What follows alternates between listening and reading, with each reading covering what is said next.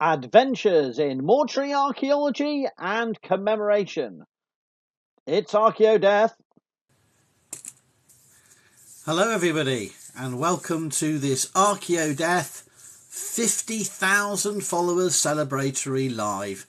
So I'm looking forward to having a chat with you today, this evening, on Saturday the 4th of March. How did March get here so soon? It's a bit late, but I'm starting off with my happy St David's Day greeting a few days late. So I've got my Welsh identity blazoned on me today as a bit belated to celebrate getting to 50,000 followers on this wonderful, strange, bizarre and rather eclectic app that's very unpredictable what will be of interest to anyone or any large number of people. So I will start off again by reintroducing myself. My name is Professor Howard Williams. I'm an archaeologist. I teach and research at the University of Chester in the very corner of England next to Wales, and I live across the border in the wonderful county borough of Wrexham, if you didn't guess. And many of my videos out and about are in North Wales, the northwest of England or West Midlands, although I've been exploring farther afield of late. A trip on a conference abroad, and also to various parts of Oxfordshire and Berkshire just before that. And I intend to be taking my TikToks out and about through 2023 to other ancient monuments, museums and landscapes of historic interest, as well as continuing my series of videos exploring archaeology or archaeologies of death and memory, the heritage of death and memory, and the various ways in which it intersects with popular culture. So as well as exploring what we know about my early medieval periods of interest, particularly my expertise is in the archaeology of death, burial and commemoration in northwest Europe, particularly Scandinavia and these islands, whatever we want to call them, the British Isles, the Celtic Isles. There's a whole video or two I've done discussing terminology of places. And I also will be addressing some archaeology in sci-fi and fantasy genres. And I'm really stoked that while I'll be continuing my series that I've just started on the Picts, I'll also be doing a series of videos on the archaeology of The Mandalorian Season 3. Because by miraculous luck, I have gained generous access to Disney Plus for the sole purpose of producing TikToks for the reflecting on the archaeology in the Star Wars universe, and particularly in the storyline of The Mandalorian. And already I've watched episode 1, and I've got four themes I want to pursue, whether it be one TikTok or 4 TikToks I want to pursue about archaeology in series 1 of episode 1 of season 3 of The Mandalorian.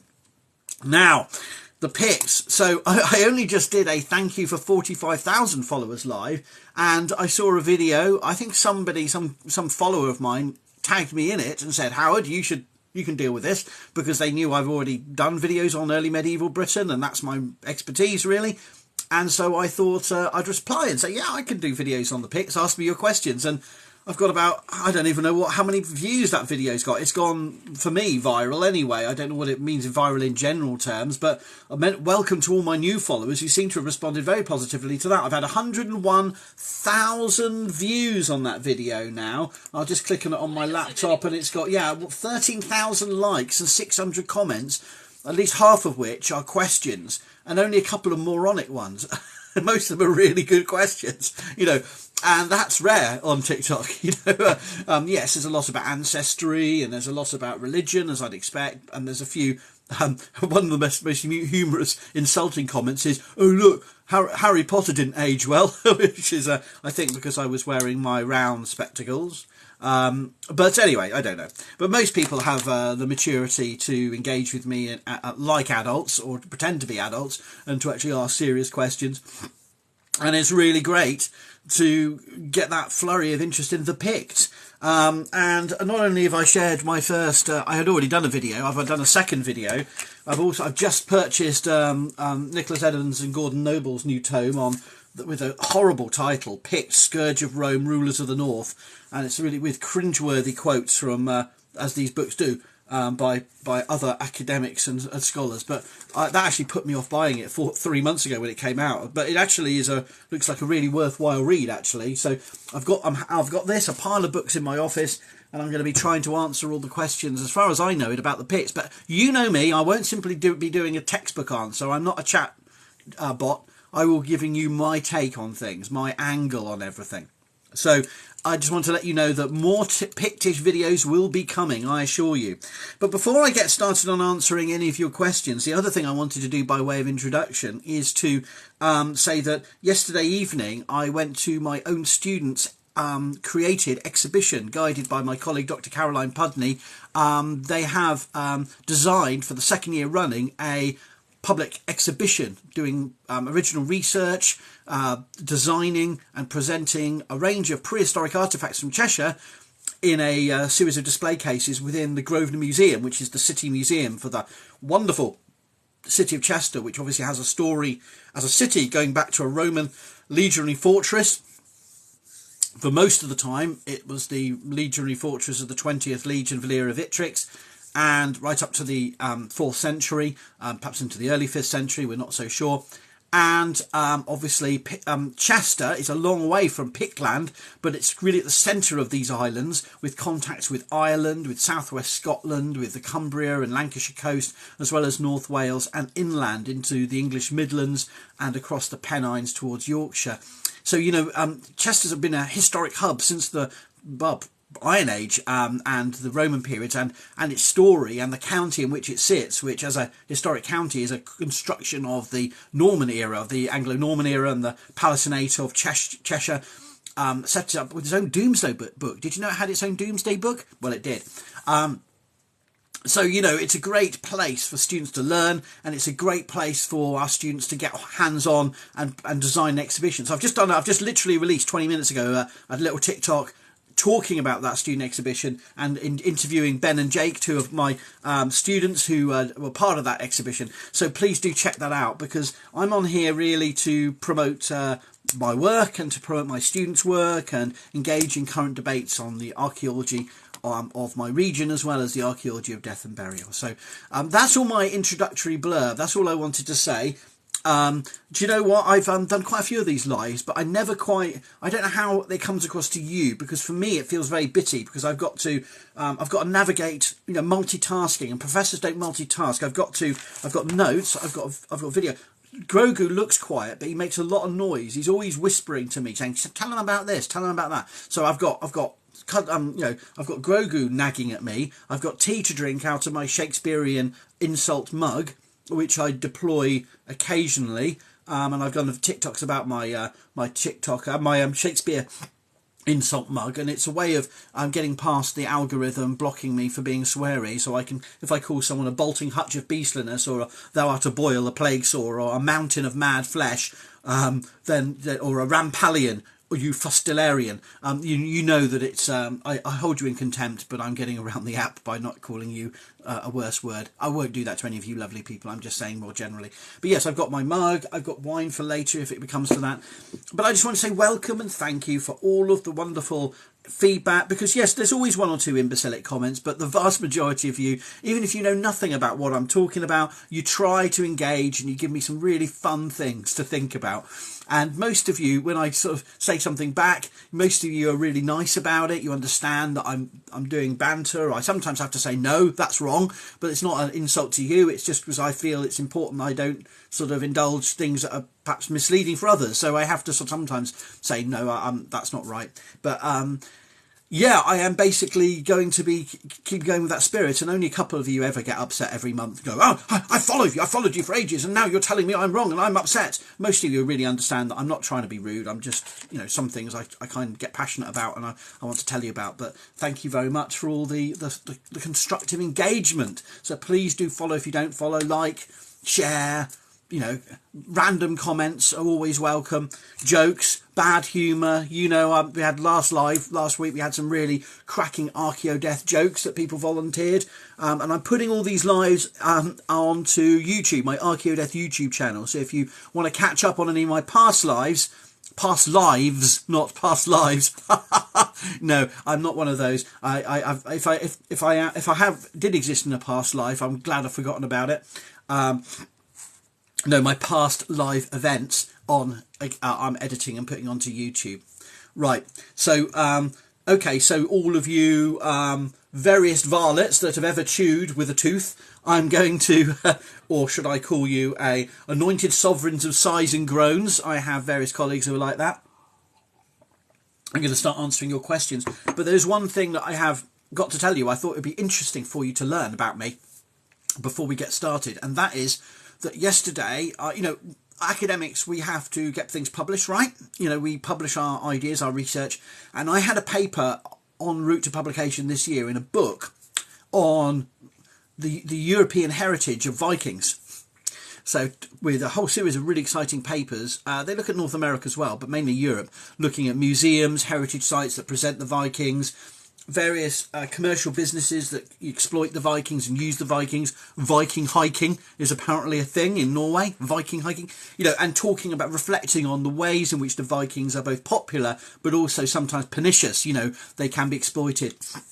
And I was doing the afterword, and these things, I'd written this 6 months ago, and it was off with the editors, and the editors had just told me, by the way, can you cut 3,000 words from it? And by the way, we don't want it as an afterword anymore. We want it as a standalone chapter. So I've just rewritten that, but I've rewritten it and I've had to edit stuff out. But that's a positive, you see, because I've taken out 2 case studies that I was going to publish. One about Viking warrior women and their popular perception since the 2017 American Journal of Physical Anthropology article on BJ 581 was released, and how Viking warrior women have become a thing, and how this was foreshadowed by Michael Hurst's TV show Vikings, where Lagertha and other Viking warrior women are represented as a historical phenomenon. But also I had a case study on the Capitol riot Vikingisms in America, and looking at how nativisms and Vikingisms and cultural appropriations intermixed in that event and in the debates and discussions afterwards. So those are floating free now, and I've got to find somewhere else to publish them. And I thought it might be an idea, and this is something for you to think about. Do you think I should do a research paper called TikTok Vikingisms? Or TikTok Vikings. Vikingisms is the academic term meaning the reception of the Vikings, not the Viking period, but how they're used in today's world. So I thought, given all the different debates I've been involved in on here, from face paint, colonising, the Vikings as colonisers, remember that one? If you don't, that's good. Talking about the Echtenstein and the Irminsul runes, so Germanic heathenry more broadly, various misinformation I've countered. I thought I have enough to just put together a little paper about how, just using my interaction on here as case studies of some of the challenges of misinformation out there about the Vikings. So I thought I'd let you know that and see what you think about TikTok Vikings. So that's my introduction. If you're new to my lives, that's what I do. I do a blurb and then I'll answer your questions. So I'm not ignoring you, but what I do is I try to do sort of a little introduction. So I'm going to go back to the beginning. I'm going to start wandering through. I see, lots of my friends are on here. Hello, mutuals. Lovely to see you. And thank you for joining me at such short notice. A Craft of the Past, Rebel Rabbi, Spiritual Squirrel Vox is my merciless moderator. But I think the Rebel Rabbi might also be as well. Technically, Narwhal is a North Whale. That's true, Drag.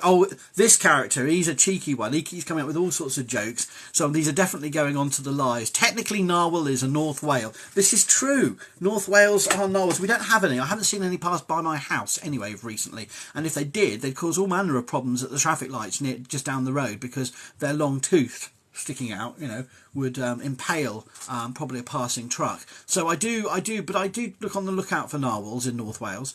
Thank you for that insane comment. This is promising. This is boding well for an insane live. I'm enjoying this. Let's see what else. You're obsessed with the mystery of the pit, says Ella. Well, I'll tell you something. I will be demystifying the pits and then making them mysterious again, messing with your mind by saying there's nothing mysterious about the pits, and yet there is lots that we don't know about the pits that's mysterious. With saying mystery of the pits, we've got to have sort of ethereal music and fog or mist, sort of, dancing around some standing stones with arcane symbols on them, while I stride towards the camera with a quizzical look. you know, like Neil Oliver, but without the bigotry and the anti-vaxxing views, talking about the ancient Picts. Who were they? Where were they? How were they? And who cares? And I will be doing those videos. So hopefully you've got two that will help to stem your obsession, or at least foster your obsession, Ella. And I'll be promising more as we go along. Can we do the archaeology of Indiana Jones movies and how it should stay dead? Says Drauga. I don't know how to say your name. Vidaliga. Do you know what? I have been promised to the Rebel Rabbi to do a live dedicated to the Indiana Jones films ahead of Indiana Jones 5 coming out. We can't stop it coming out. It's going to come out. And I think we've just got to embrace the fact that it's got Toby Jones in it. It's got Fleabag Woman in it. It's got lots of other characters in it. And though Harrison Ford is now literally joining the mummified dead in his antiquity, you know, it's got to be okay, hasn't it? And we're going to do a review, because I've actually done a blog post about Indiana Jones, right? And I've actually rated the films on my Archaeodeath criteria, not on a film goer's criteria, my mortuary archaeology criteria, about how many mummies and other human remains he trashes and which films are most ethical and most responsible and foreground mortuary archaeology in the most interesting way. So if you want to check back to my Archaeodeath WordPress blog, you can read all about my preliminary views, but maybe the Rebel Rabbi will convince me that I am all wrong and that I need to reevaluate my views on the films, and that maybe some of the films I slag off in that blog post need more care and attention and respect, and maybe others need less care and attention and respect. But really, that's I would encourage you to go back and look at my earlier blog post about the archaeology of Indiana Jones. But watch this space for whenever the Rebel Rabbi has time in her many manifold commitments and challenges. We're going to hold a live on the archaeology of Indiana Jones. Whether that's before we finish the archaeology of Doctor Who or not, we're going to do the spirituality and archaeology of Indiana Jones, I should say. That's why I'm talking to a rabbi, because their perspective is very different from mine, and they're able to bring, which the Indiana Jones film are really very little about archaeology. They're all about spirituality. That's the point. So that's why we're having a conversation, or we're planning a conversation. But Fireweed Honey's here. Hello, morning. Oh yes, and the Rebel Rabbi's already answered that. Hello, there's lots of people here. Do the Faroe Islands have anything interesting in regards to archaeology? The Faroe Islands. Well, the Faroe Islands are well known for their football team that miraculously beats people at international competitions on occasion, and for their whaling cull, which is causes all manner of ethical consternations. But they're also known for staggering information about being a major hopping spot, a kind of junction point in the North Atlantic that is important for understanding the Norse settlement of Iceland, Shetland, Orkney. And so the Faroe Islands, I teach my students about the Faroe Islands. I go to the Faroe Islands first with my students. We don't travel there, but we go there before we tackle Scottish Islands, Ireland, England and Wales, and before we deal with Iceland, Greenland and Vinland. So we actually deal with the Faroes first. And yeah, we've got evidence that there was Viking settlement in Faroe before any interactions are known elsewhere in the North Atlantic. It seems to be the first place interacted with. But we also have new paleoecological evidence suggesting that people were settling the Faroes before the Vikings. Now, whether they were just early Scandinavians or they could be Irish monastic groups, they could be Picts, you know, there could be other people there from at least the 7th century CE, so at least 150 to 200 years before the Viking Age. So the archaeology of the Faroe Islands, I've never been to the Faroe Islands, but it's cool stuff, and they've got some really interesting Viking period settlement sites. Only a couple of burials, I think, but they've also got this new. They haven't got the settlements to go with it, but we've got evidence from, I think, is it DNA of something? They've actually got some really cool evidence suggesting introduced species and introduced clearance and pollen evidence of change back to the 7th century. But that's all I can say off the top of my head. I could give you a whole lecture about the archaeology of the Faroe Islands, but you don't want a PowerPoint on this kind of live. So yeah, there's all sorts of interesting things that I could touch on. So if you drop a question on one of my videos, I'll try and get around to the archaeology of the Faroes. What's the process of theorising about funeral practices that leave no trace in material culture? Weird. Weird, asked that question. And there's a question and a half. Right, let's raise the bar even higher, shall we? Thank you very much, Weird. I thought that asking about the archaeology of the pharaohs was niche archaeo TikTok enough, but now you're getting onto archaeological theories of death and burial. Well, again, not only do I teach a whole specialist third year module on that, but I teach a mortuary archaeology theory to my master's level students. So without going into too much detail, we have to remember that most periods of most places where we find burials in the archaeological record, they're surely only a fraction of the population. There's very few periods and times and places in the human past where we think we've got the burial sites of everyone. And there are some periods and places where we have jack shit. We have literally nothing or very next to nothing, where we only know past people from their settlements. And then sometimes we have the flip. We only know people from their burials, but we don't know where people lived. So we have a lot of these problems with understanding invisibility. And the point we want to make, I always try to make, is that there are many ways in which you can care for the dead and dispose of them in a manner which leaves very little archaeological trace. Because if you look at the ethnographic record of the Americas, of Asia, of Oceania, of anywhere in the world, you see that many societies practice one or more disposal methods, and some of those disposal methods involve archaeologically invisible methods. So burying people in trees, inside trees, on platforms, in exposing them on hillsides, on hilltops, so that they can be picked apart by birds or the elements. There's lots of ways you can send the dead out to sea. You can deliberately sink them into water. There's lots of ways you can dispose of the dead without a formal grave. And so much of our funerary archaeology defaults to graves and thinks, oh, well, that's the natural thing. That's what we do with the dead. Well, we may cremate the dead, but we still try to formally bury them or scatter their ashes.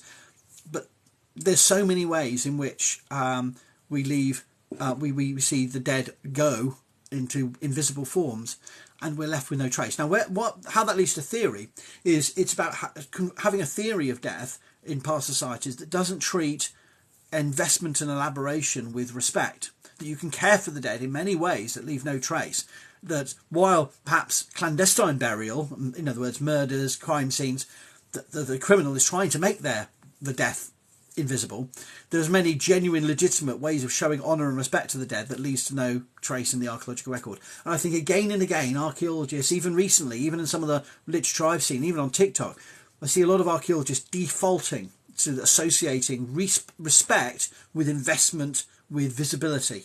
So when we find a wealthy grave with lots of grave goods, they showed honour, they respected the dead. Even I say this on TikToks as a popular thing, lots of respect, high status must have been. Whereas if we just find a couple of handfuls of cremated human remains and nothing else, we assume it was a discarded, a casual lack of respect. And I would say our theories have to be framed around the idea that invisibility is almost the default. We anticipate most people in death are not going to leave a trace. And that, therefore, we've got to try and sort of balance that sort of understanding of death as not equating visibility with honour and respect alone.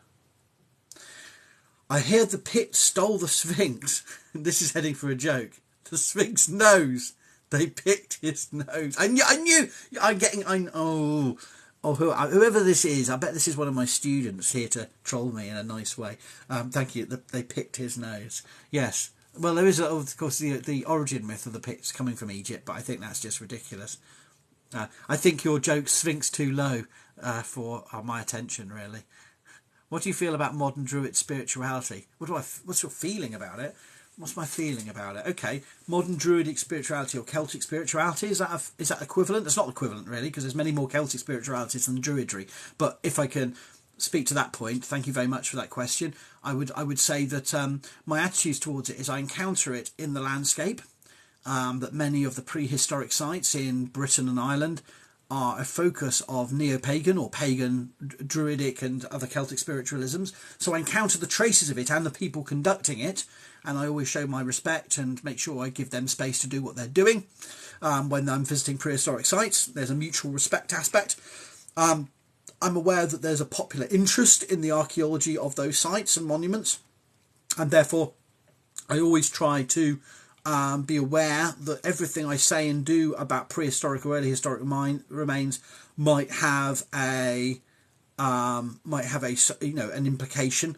But what do I think about it? Well, I think in many cases, and more often than not, I think Celtic spirituality, while there have been occasions where damage has been done to archaeological monuments and they are a menace to archaeological monuments, in most cases they're our biggest allies, in the same way as to preserve and conserve and tell the stories of Christian monuments, churches, medieval churches.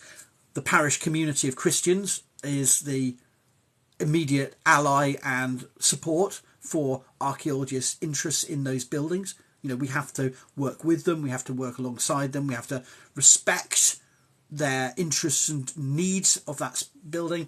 In the same way, we have to accept that many druids and other Celtic spiritualists feel the same way about many of the sites that we are looking at. And remember, a lot of them are using archaeology. They're deeply interested.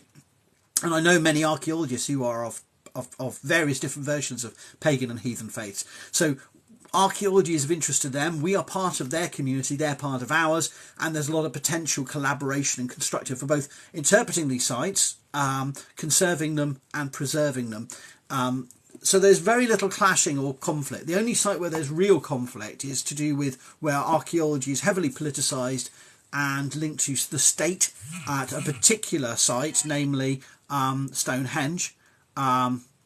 So we do have a real issue with that site, and that is nothing to do with archaeology per se, and more to do with the broader dynamics and issues with that site and how it's been heavily politicised, particularly since the 1980s. But I think overall, I think there's a lot of constructive dialogue. That doesn't mean I have to agree or respect everything that they believe and think, and I don't. But I think in terms of practical dialogue and discussion about prehistoric remains, including human remains, I think there's been a lot of really constructive, and a lot more pagans than not understand the importance of archaeology, the value of archaeology, and the need to conduct rigorous excavations. So on the whole, I would say that's a really positive connection and dialogue.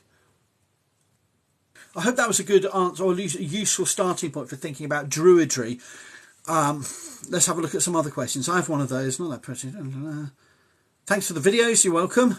Shakespeare and such are great. Oh, I'm way behind, aren't I? Can't be a historian if they don't think they can be wrong. I mean, we are always wrong, apart from me, of course. Well, I'm always right, at least in my mind. No, of course, we're always changing our views. Do you believe cultural appropriation is a thing, says Apostrophe?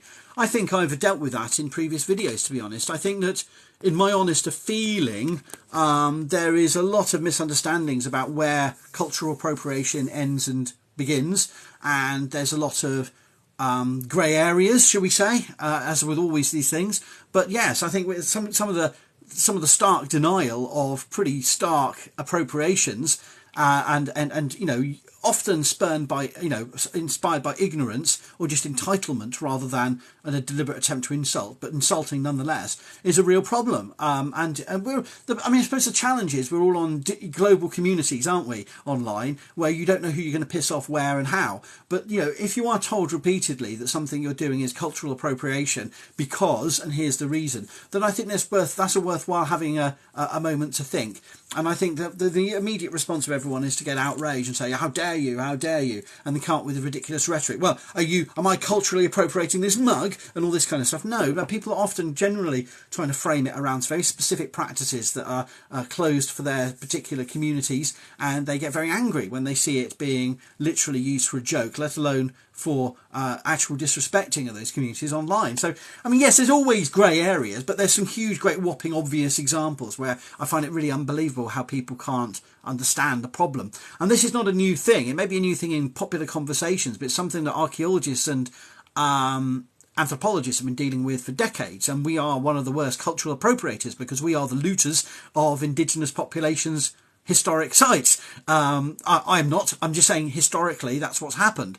And so we have long been trying to contend with that legacy. So, you know, I find it very difficult to, in the grander scheme of things, like, it's very difficult for me to be on too much of a high horse and pedestal about this issue, given that my discipline is one of the greatest, you know, perpetrators of this as an integral part of the colonial mission to civilize and to educate and to eradicate in some cases and to appropriate. So I think, you know, the very museums and the very materials we study constitute one of the most obvious forms of cultural appropriation, which is why we are trying to be so respectful and delicate when we're dealing with these issues online, because you know, yes, I get some pushback from the, oh yeah, another white guy talking about our culture, and I go, well, you know, but we have to balance that with also the fact is these are the disciplines that have the evidence, have the cultural materials, and we want increasingly Indigenous experts to be part of these conversations, and they have been,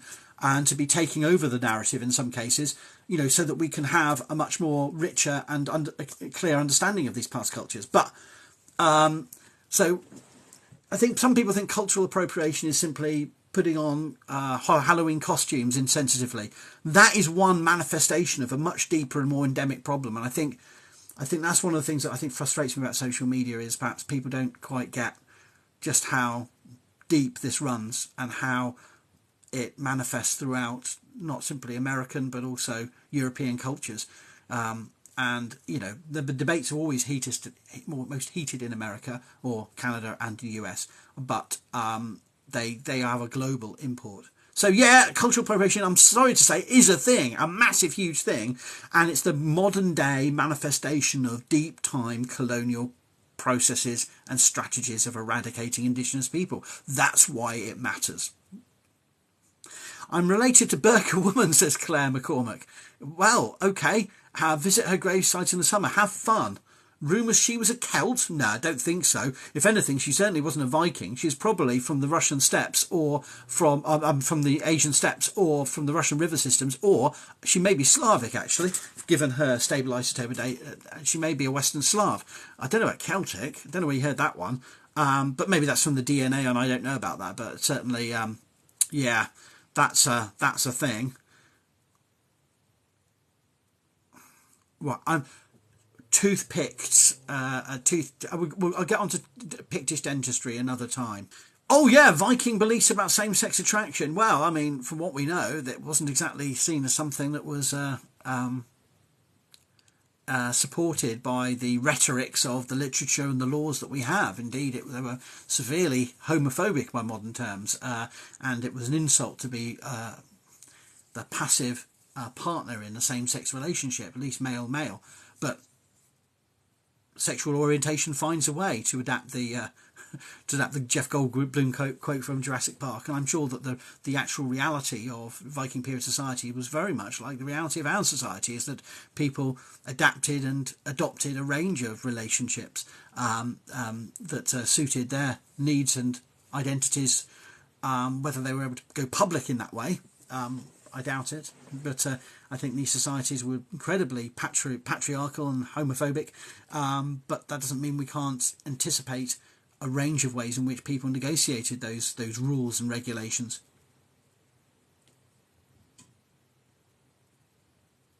People saying good morning. Really interesting. All reminds me of composting and burial options. Composting is going to come back in. Yeah, various different ways we can break down the body are being experimented with to replace cremation because it's so fuel expensive and polluting. The flush dead and goldfish dead. Well, indeed, that's the way I want to go. I think I'm a bit too big to flush down a toilet though, but maybe when I'm older and I've shriveled away.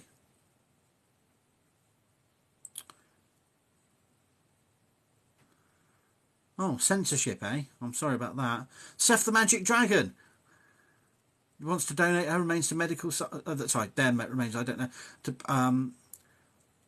I'm actually just a father of 5 with a pun addiction. I have the same problem.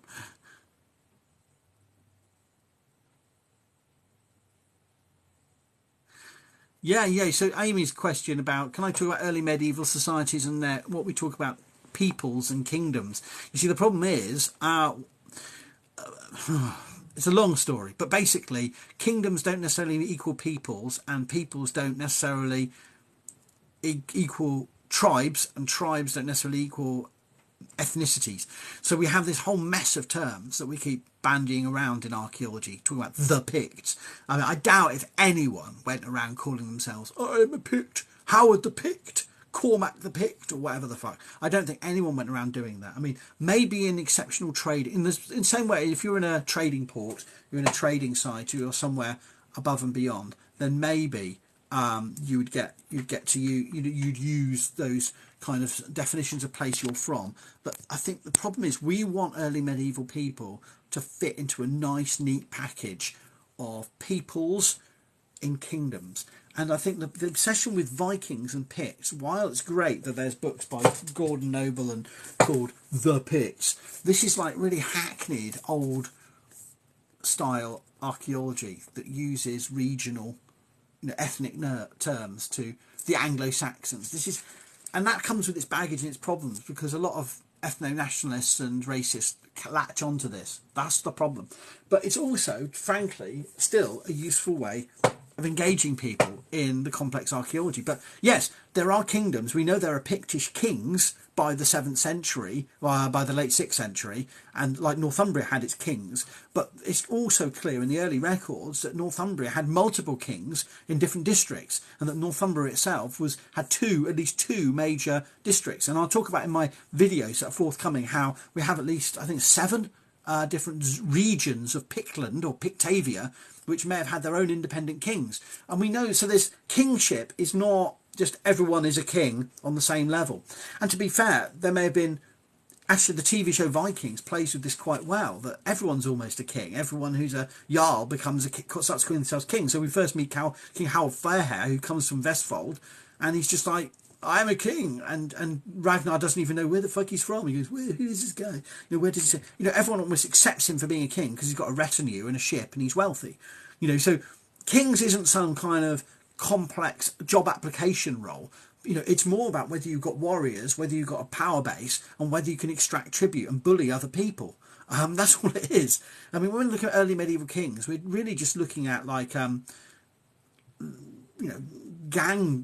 gang leaders, or from sort of or maybe you think of certain sort of tribal chieftains who sort of sponsor piracy or terrorism in a particular part of a certain country. That level. You're basically looking at a guy with his family and a retinue of bully boys, and go around and do his work for him. So really, kingdoms can move with the king. They're not really defined by peoples or place. That's a really rough and ready attempt to get you thinking. I only said that. So yeah, there would have been multiple kings, fluid kingship, not even inheritance by down a father-son or father-daughter. It's all a mess. We'll come on to whether the Picts were matrilineal or not in another video.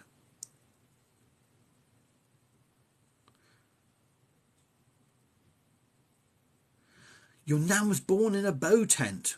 Wow.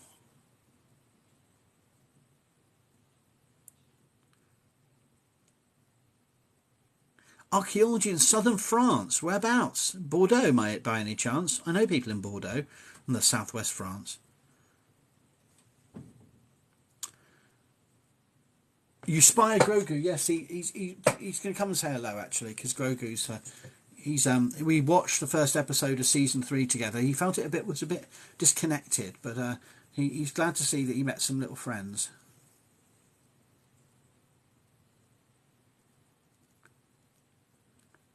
Just looking through if there's any other questions. I haven't been to the Tap of North near Rhynie, but my colleague Dr. Megan Gondek did excavate at Rhynie with Professor Gordon Noble, so they co-directed that particular project. So I have a Pictish archaeologist down the corridor from me in Chester, in the form of Professor Megan Gondek.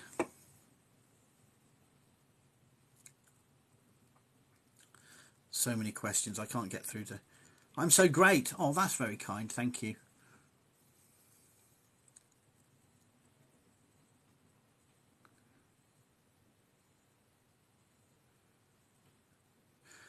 I think more genetic work from the Isle of Man is only a good thing.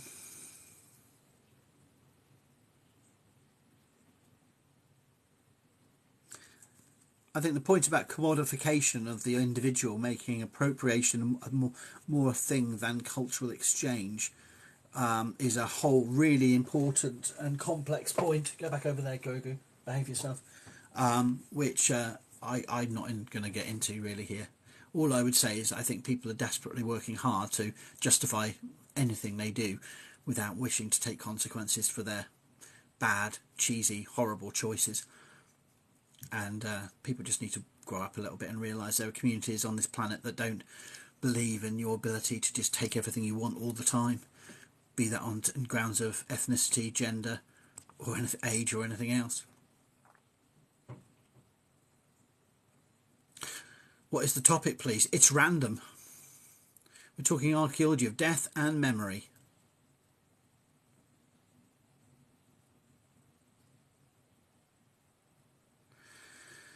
Yeah, so this issue of powerful women and narratives about powerful women in the past, I think, is a really good introductory stage to introducing feminists to morons type thing. It's like kind of, you know, there were women in the past too, and some of them kicked ass, and it's lovely, but I thought we were beyond that by now. I thought we were beyond that when I started studying archaeology in the 90s. I thought this was really a thing of the 70s and 80s. I'm surprised we're still banging on about the Boudikas in 2023 as if it's a revelation to study women in the past. I think it's a bit freaking insulting to the generations of female academics, anthropologists, historians and archaeologists have been doing this. And I'm getting a bit tired of popular historians going, men have ignored this topic. I'm sorry, I don't know where they... I mean, yes, there is still a lot of sexism and there's a lot of bias, both in terms of the professions but also in terms of the subjects we study. But the idea that there hasn't been a established, you know, generations deep body of research trying to get beyond the great men and women model of history is rather shocking and dumb. And when I see certain celebrity historians still using that as their flex on social media, I just think, oh, this is so tiresome. Not because I don't think that women's lives are important to celebrate and showcase, but because really we should be beyond that now. That's my take. Hi, Anna. I think I'm very far behind in my comments here. Thanks, Hannah. 50k indeed. Were there really berserkers? No. Berserkers is, I mean, as far as I can understand from the work of Roderick Dale, berserker is a term that's been hyper-romanticised. Neil Price and others have jumped on this bandwagon, have had them as mushroom-sucking, shamanistic, bear-transforming warrior cults, and I think the evidence is really sketchy. And I think Roderick Dale's book is arguing for a much more prosaic interpretation. A berserker simply means warrior champion. In other words, top-notch warrior who hanged around kings. And they're often the bad guys in the sagas because they're the ones that are fight off against the hero. But the hero would have also been a berserker. Really, in any other descriptive term, he would have been a berserker, someone who is of, you know, a warrior by profession. That's my understanding of it. So yeah, I think berserkers are another fantasy of the Viking Age, which we need to sort of be a bit careful about, if you want my view. But that goes up against a lot of people, so fight me on it. How have I been, says Anna? I've been okay. You know, the strikes have been tough. The stress. We're going to go back to striking in 2 weeks. Negotiations are ongoing. I've got wine now, though, so it's okay. What could I say? Let's see if I've got any more questions. There's a lot of questions. I've got 33 people on here. I had about 50 people a little while ago. What am I saying? Men in the spotlight have ignored this subject is the correct terminology. Okay. Yeah, I mean, I think Anna said, it's like the newspaper headline saying, new study shows Neanderthals weren't as primitive as we thought. Like, well, who now is still thinking the Neanderthals were primitive? Like, who the hell has been not looking at any news story or scientific paper or popular book on Neanderthals for like 3 decades, 4 decades, 5 decades. I mean, I remember these debates when I was a student. So it's okay to go. People go, oh, what could that be? But it's this constant circularity. Archaeologists are baffled.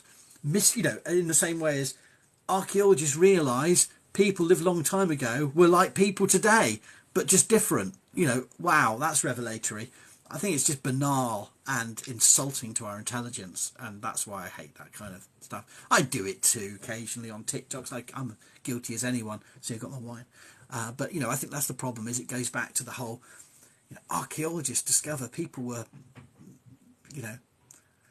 rewriting the history books type cliches. I think you're right, Salty. Salty S1 knows. She's got the right impression. I've actually almost caught up. Oh, I'm getting there. Let alone fighting ball. I've caught up. I've caught up with the comments. Yes. That means I'm ready. I'm on. I think that's good, isn't it? How long? Going an hour. That's a good time. If you enjoyed this video, please consider subscribing to Howard Williams on YouTube. In addition, consider following the Archaeodeath WordPress blog at howardwilliamsblog.wordpress.com.